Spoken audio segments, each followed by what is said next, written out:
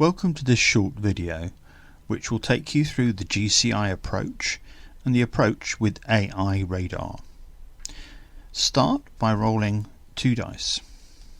I'm actually using some specialist dice called loyalty dice, but you can just use any 2 dice of different colours, a black and a white dice. Nominate one as positive and one as negative.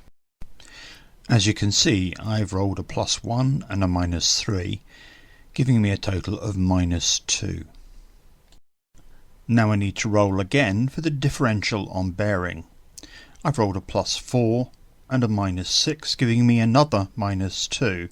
So I end up at -2 on altitude and -2 on bearing. You now get 3 chances to roll your GCI skill versus a level 1 task for up to 3 times to correct either the altitude or the bearing. My first roll is successful, so I choose to change the bearing by 1 sector. My next roll is also successful, so again I'm going to change the bearing to make it more central.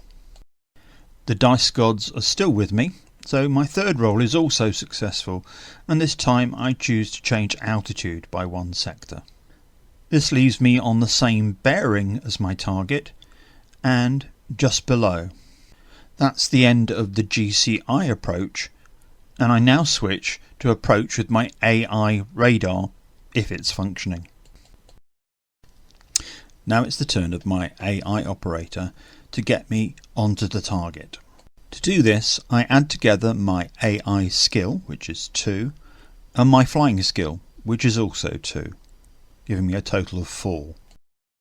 My target is a Heinkel 111 with an evade skill of 1. Because I'm 1 altitude sector lower than my target, that makes it 1 task harder. So the bomber's skill of 1 is increased to 2.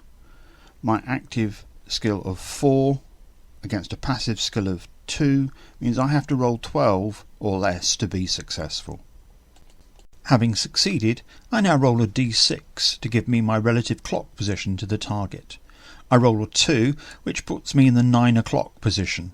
If I fail, I'll have to move to the next zone on my route and repeat the whole GCI process. If I do that 3 times in a row, then my target has escaped, and I'll need to roll a d3 and move that many zones and contact the GCI for a new target. However, in this case, I've been successful.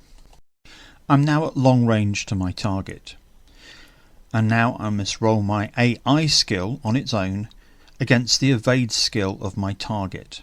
My AI skill is 2, and it's no longer 1 task harder because I'm now at the same altitude as my target, and the evade skill of my target's 1, so I need 11 or less on a d20.